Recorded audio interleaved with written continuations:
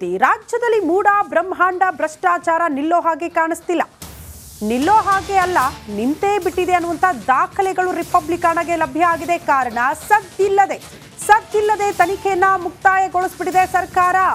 ತನಿಖೆಯಲ್ಲಿ ಮಾಜಿ ಆಯುಕ್ತ ದಿನೇಶ್ ಸಂಕಷ್ಟ ಫೇಸ್. ಮೂಡ ಹಗರಣದ ಬಗ್ಗೆ ಪ್ರತ್ಯೇಕ ತನಿಖೆ ಮಾಡಿರುವ ಸರ್ಕಾರ. ಐಎಎಸ್ ಪ್ರಭುಲಿಂಗ ಕವಳೆಕಟ್ಟಿ ಸಮಿತಿಯ ತನಿಖೆಯ ವರದಿ ಒಂದು ಸಿದ್ಧವಾಗಿದೆ. ತನಿಖಾ ವರದಿಯನ್ನ ಸರ್ಕಾರಕ್ಕೆ ಸಲ್ಲಿಸಲಿದ್ದಾರೆ ಕವಳಿಕಟ್ಟಿ. ದೊಡ್ಡ ಮಟ್ಟದ ಅವ್ಯವಹಾರ ಸಾಕ್ಷಿ ಸಮೇತ ಸಾಬೀತಾಗಿದೆ ಅನ್ನೋದ್ರ ಡೀಟೇಲ್ ಸಿಗ್ತಾ ಇದೆ. ಹಾಗಾದ್ರೆ ಆ ವರದಿಯಲ್ಲಿ ಯಾರ ಮೇಲೆ ಇರಬಹುದು ಗಂಭೀರ ಆರೋಪ, ಯಾರಿಗೆ ಸಂಕಷ್ಟ ಎದುರಾಗಬಹುದು ಅನ್ನೋದೇ ಸದ್ಯ ಇರುವ ಕುತೂಹಲ. ಒಟ್ನಲ್ಲಿ ಮೂಡ ಬ್ರಹ್ಮಾಂಡ ಭ್ರಷ್ಟಾಚಾರಕ್ಕೆ ಸಂಬಂಧಪಟ್ಟಂತೆ ಯಾಕಿಷ್ಟು ದೊಡ್ಡ ಮಟ್ಟದಲ್ಲಿ ಸದ್ದು ಸುದ್ದಿಗೆ ಕಾರಣ ಆಯಿತು ಅಂದ್ರೆ ನಿಮಗೆಲ್ಲ ಗೊತ್ತು. ರಾಜ್ಯದ ಮುಖ್ಯಮಂತ್ರಿಗಳ ಮೇಲೆಯೇ ಗಂಭೀರ ಆರೋಪ ಕೇಳೋದಕ್ಕೆ ಸಿಕ್ಕಿರೋದ್ರಿಂದ ಅವರ ಪ್ರಭಾವ ಬಳಸಿ 14 ಸೈಟ್ಗಳನ್ನ ಪತ್ನಿ ಹೆಸರಿಗೆ ಪಡೆದುಕೊಳ್ಳುವಲ್ಲಿ ಸಿಎಂ ಸಿದ್ದರಾಮಯ್ಯನವರ ಪಾತ್ರವೇ ಬಹುದೊಡ್ಡದು ಅನ್ನುವಂತಹ ವಿಚಾರ.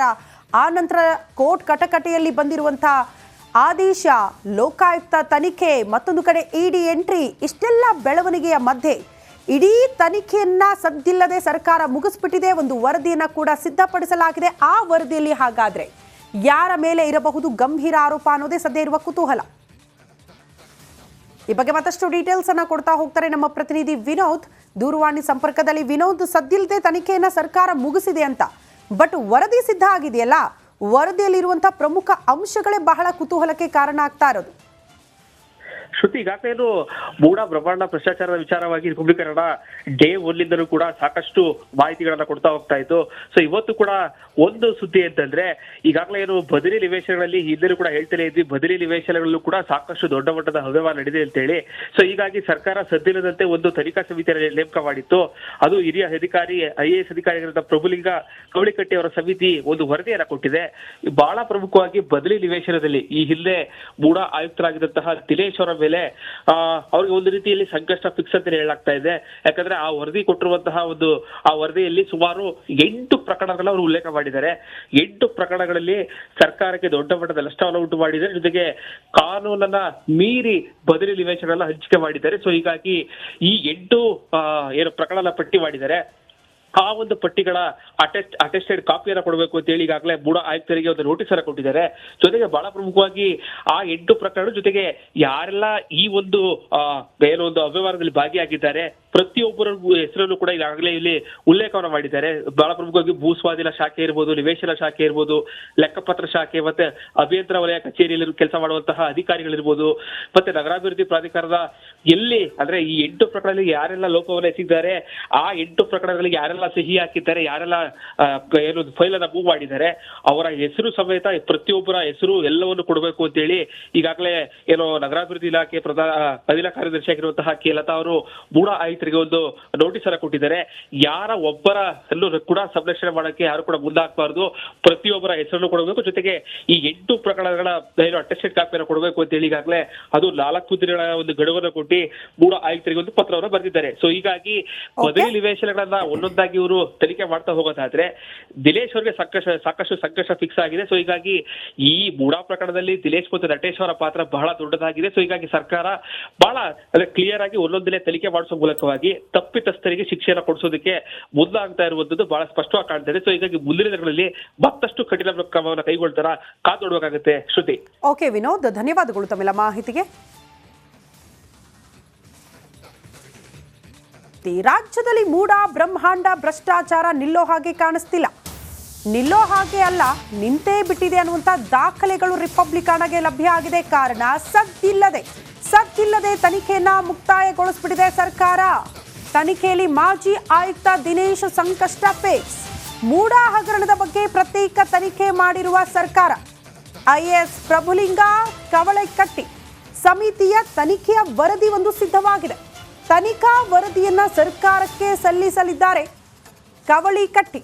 ದೊಡ್ಡ ಮಟ್ಟದ ಅವ್ಯವಹಾರ ಸಾಕ್ಷಿ ಸಮೇತ ಸಾಬೀತಾಗಿದೆ ಅನ್ನೋದ್ರ ಡೀಟೇಲ್ ಸಿಗ್ತಾ ಇದೆ. ಹಾಗಾದ್ರೆ ಆ ವರದಿಯಲ್ಲಿ ಯಾರ ಮೇಲೆ ಇರಬಹುದು ಗಂಭೀರ ಆರೋಪ, ಯಾರಿಗೆ ಸಂಕಷ್ಟ ಎದುರಾಗಬಹುದು ಅನ್ನೋದೇ ಸದ್ಯ ಇರುವ ಕುತೂಹಲ. ಒಟ್ನಲ್ಲಿ ಮೂಡ ಬ್ರಹ್ಮಾಂಡ ಭ್ರಷ್ಟಾಚಾರಕ್ಕೆ ಸಂಬಂಧಪಟ್ಟಂತೆ ಯಾಕಿಷ್ಟು ದೊಡ್ಡ ಮಟ್ಟದಲ್ಲಿ ಸದ್ದು ಸುದ್ದಿಗೆ ಕಾರಣ ಆಯಿತು ಅಂದ್ರೆ ನಿಮಗೆಲ್ಲ ಗೊತ್ತು. ರಾಜ್ಯದ ಮುಖ್ಯಮಂತ್ರಿಗಳ ಮೇಲೆಯೇ ಗಂಭೀರ ಆರೋಪ ಕೇಳೋದಕ್ಕೆ ಸಿಕ್ಕಿರೋದ್ರಿಂದ ಅವರ ಪ್ರಭಾವ ಬಳಸಿ 14 ಸೈಟ್ಗಳನ್ನ ಪತ್ನಿ ಹೆಸರಿಗೆ ಪಡೆದುಕೊಳ್ಳುವಲ್ಲಿ ಸಿಎಂ ಸಿದ್ದರಾಮಯ್ಯನವರ ಪಾತ್ರವೇ ಬಹುದೊಡ್ಡದು ಅನ್ನುವಂತಹ ವಿಚಾರ. ಆ ನಂತರ ಕೋರ್ಟ್ ಕಟಕಟೆಯಲ್ಲಿ ಬಂದಿರುವಂತಹ ಆದೇಶ, ಲೋಕಾಯುಕ್ತ ತನಿಖೆ, ಮತ್ತೊಂದು ಕಡೆ ಇಡಿ ಎಂಟ್ರಿ, ಇಷ್ಟೆಲ್ಲ ಬೆಳವಣಿಗೆಯ ಮಧ್ಯೆ ಇಡೀ ತನಿಖೆಯನ್ನ ಸದ್ದಿಲ್ಲದೆ ಸರ್ಕಾರ ಮುಗಿಸ್ಬಿಟ್ಟಿದೆ. ಒಂದು ವರದಿಯನ್ನ ಕೂಡ ಸಿದ್ಧಪಡಿಸಲಾಗಿದೆ. ಆ ವರದಿಯಲ್ಲಿ ಹಾಗಾದ್ರೆ ಯಾರ ಮೇಲೆ ಇರಬಹುದು ಗಂಭೀರ ಆರೋಪ ಅನ್ನೋದೇ ಸದ್ಯ ಇರುವ ಕುತೂಹಲ. ಈ ಬಗ್ಗೆ ಮತ್ತಷ್ಟು ಡೀಟೇಲ್ಸ್ ಅನ್ನ ಕೊಡ್ತಾ ಹೋಗ್ತಾರೆ ನಮ್ಮ ಪ್ರತಿನಿಧಿ ವಿನೋದ್ ದೂರವಾಣಿ ಸಂಪರ್ಕದಲ್ಲಿ. ವಿನೋದ್, ಸದ್ದಿಲ್ಲದೆ ತನಿಖೆಯನ್ನ ಸರ್ಕಾರ ಮುಗಿಸಿದೆ ಅಂತ, ಬಟ್ ವರದಿ ಸಿದ್ಧ ಆಗಿದೆಯಲ್ಲ, ವರದಿಯಲ್ಲಿರುವಂತಹ ಪ್ರಮುಖ ಅಂಶಗಳೇ ಬಹಳ ಕುತೂಹಲಕ್ಕೆ ಕಾರಣ ಆಗ್ತಾ ಇರೋದು. ಶ್ರುತಿ, ಈಗಾಗಲೇ ಮೂಡ ಬ್ರಹ್ಮಾಂಡ ಭ್ರಷ್ಟಾಚಾರದ ವಿಚಾರವಾಗಿ ರಿಪಬ್ಲಿಕ್ ಡೇ ಒನ್ನಿಂದಲೂ ಕೂಡ ಸಾಕಷ್ಟು ಮಾಹಿತಿಗಳನ್ನ ಕೊಡ್ತಾ ಹೋಗ್ತಾ ಇತ್ತು. ಸೊ ಇವತ್ತು ಕೂಡ ಒಂದು ಸುದ್ದಿ ಅಂತಂದ್ರೆ, ಈಗಾಗಲೇ ಬದಲಿ ನಿವೇಶನಗಳಲ್ಲಿ ಹಿಂದೆಲೂ ಕೂಡ ಹೇಳ್ತಾನೆ ಇದ್ವಿ, ಬದಲಿ ನಿವೇಶನಗಳಲ್ಲೂ ಕೂಡ ಸಾಕಷ್ಟು ದೊಡ್ಡ ಮಟ್ಟದ ಅವ್ಯವಹಾರ ನಡೆದಿದೆ ಅಂತ ಹೇಳಿ. ಸೊ ಹೀಗಾಗಿ ಸರ್ಕಾರ ಸದ್ದಿಲ್ಲದಂತೆ ಒಂದು ತನಿಖಾ ಸಮಿತಿಯನ್ನು ನೇಮಕ ಮಾಡಿತ್ತು. ಅದು ಹಿರಿಯ ಅಧಿಕಾರಿ IAS ಅಧಿಕಾರಿಗಳಾದ ಪ್ರಭುಲಿಂಗ ಕವಳಿಕಟ್ಟಿ ಅವರ ಸಮಿತಿ ಒಂದು ವರದಿಯನ್ನ ಕೊಟ್ಟಿದೆ.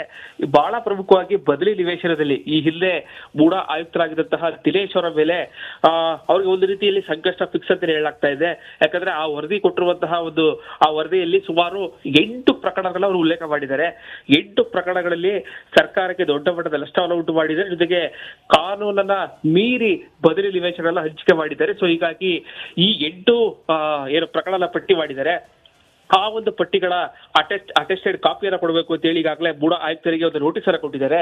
ಜೊತೆಗೆ ಬಹಳ ಪ್ರಮುಖವಾಗಿ ಆ 8 ಪ್ರಕರಣ ಜೊತೆಗೆ ಯಾರೆಲ್ಲ ಈ ಒಂದು ಅವ್ಯವಹಾರದಲ್ಲಿ ಭಾಗಿಯಾಗಿದ್ದಾರೆ ಪ್ರತಿಯೊಬ್ಬರ ಹೆಸರನ್ನು ಕೂಡ ಈಗಾಗಲೇ ಇಲ್ಲಿ ಉಲ್ಲೇಖವನ್ನು ಮಾಡಿದ್ದಾರೆ. ಬಹಳ ಪ್ರಮುಖವಾಗಿ ಭೂಸ್ವಾಧೀನ ಶಾಖೆ ಇರ್ಬೋದು, ನಿವೇಶನ ಶಾಖೆ ಇರ್ಬೋದು, ಲೆಕ್ಕಪತ್ರ ಶಾಖೆ, ಮತ್ತೆ ಅಭಿಯಂತರ ವಲಯ ಕಚೇರಿಯಲ್ಲಿ ಕೆಲಸ ಮಾಡುವಂತಹ ಅಧಿಕಾರಿಗಳಿರ್ಬೋದು, ಮತ್ತೆ ನಗರಾಭಿವೃದ್ಧಿ ಪ್ರಾಧಿಕಾರದ ಎಲ್ಲಿ ಅಂದ್ರೆ ಈ 8 ಪ್ರಕರಣದಲ್ಲಿ ಯಾರೆಲ್ಲ ಲೋಪವನ್ನು ಎಸಗಿದ್ದಾರೆ, ಆ 8 ಪ್ರಕರಣಗಳಿಗೆ ಯಾರೆಲ್ಲ ಸಹಿ ಹಾಕಿದ್ದಾರೆ, ಯಾರೆಲ್ಲ ಫೈಲ್ ಅನ್ನ ಮೂವ್ ಮಾಡಿದ್ದಾರೆ, ಅವರ ಹೆಸರು ಸಮೇತ ಪ್ರತಿಯೊಬ್ಬರ ಹೆಸರು ಎಲ್ಲವನ್ನು ಕೊಡಬೇಕು ಅಂತ ಹೇಳಿ ಈಗಾಗಲೇ ನಗರಾಭಿವೃದ್ಧಿ ಇಲಾಖೆ ಅಧಿಲ ಕಾರ್ಯದರ್ಶಿ ಆಗಿರುವಂತಹ ಲತಾ ಅವರು ಮೂಡ ಆಯುಕ್ತರಿಗೆ ಒಂದು ನೋಟಿಸ್ ಅನ್ನ ಕೊಟ್ಟಿದ್ದಾರೆ. ಯಾರ ಒಬ್ಬರ ಕೂಡ ಸಂರಕ್ಷಣೆ ಮಾಡಕ್ಕೆ ಯಾರು ಕೂಡ ಮುಂದಾಗಬಾರ್ದು, ಪ್ರತಿಯೊಬ್ಬರ ಹೆಸರನ್ನು ಕೊಡಬೇಕು. ಜೊತೆಗೆ ಈ 8 ಪ್ರಕರಣಗಳ ಅಟೆಸ್ಟೆಡ್ ಕಾಪಿಯನ್ನು ಕೊಡಬೇಕು ಅಂತ ಹೇಳಿ ಈಗಾಗಲೇ ಅದು 4 ದಿನಗಳ ಒಂದು ಗಡುವನ್ನು ಕೊಟ್ಟು ಮೂಡ ಆಯುಕ್ತರಿಗೆ ಒಂದು ಪತ್ರವನ್ನು ಬರೆದಿದ್ದಾರೆ. ಸೊ ಹೀಗಾಗಿ ಬದಲಿ ನಿವೇಶನಗಳನ್ನ ಒಂದೊಂದಾಗಿ ಇವರು ತನಿಖೆ ಮಾಡ್ತಾ ಹೋಗೋದಾದ್ರೆ ದಿನೇಶ್ ಅವರಿಗೆ ಸಾಕಷ್ಟು ಸಂಕಷ್ಟ ಫಿಕ್ಸ್ ಆಗಿದೆ. ಸೊ ಹೀಗಾಗಿ ಈ ಮೂಡ ಪ್ರಕರಣದಲ್ಲಿ ದಿನೇಶ್ ಮತ್ತು ನಟೇಶ್ ಅವರ ಪಾತ್ರ ಬಹಳ ದೊಡ್ಡದಾಗಿದೆ. ಸೊ ಹೀಗಾಗಿ ಸರ್ಕಾರ ಬಹಳ ಕ್ಲಿಯರ್ ಆಗಿ ಒಂದೊಂದನೇ ತನಿಖೆ ಮಾಡಿಸೋ ಮೂಲಕವಾಗಿ ತಪ್ಪಿತಸ್ಥರಿಗೆ ಶಿಕ್ಷೆಯನ್ನು ಕೊಡಿಸೋದಕ್ಕೆ ಮುಂದಾಗ್ತಾ ಇರುವಂತದ್ದು ಬಹಳ ಸ್ಪಷ್ಟವಾಗಿ ಕಾಣ್ತಾ ಇದೆ. ಸೊ ಹೀಗಾಗಿ ಮುಂದಿನ ದಿನಗಳಲ್ಲಿ ಮತ್ತಷ್ಟು ಕಠಿಣ ಕ್ರಮವನ್ನು ಕೈಗೊಳ್ತಾರ ಕಾದು ನೋಡಬೇಕಾಗುತ್ತೆ. ಶ್ರುತಿ. ಓಕೆ ವಿನೋದ್, ಧನ್ಯವಾದಗಳು ತಮ್ಮೆಲ್ಲ ಮಾಹಿತಿಗೆ.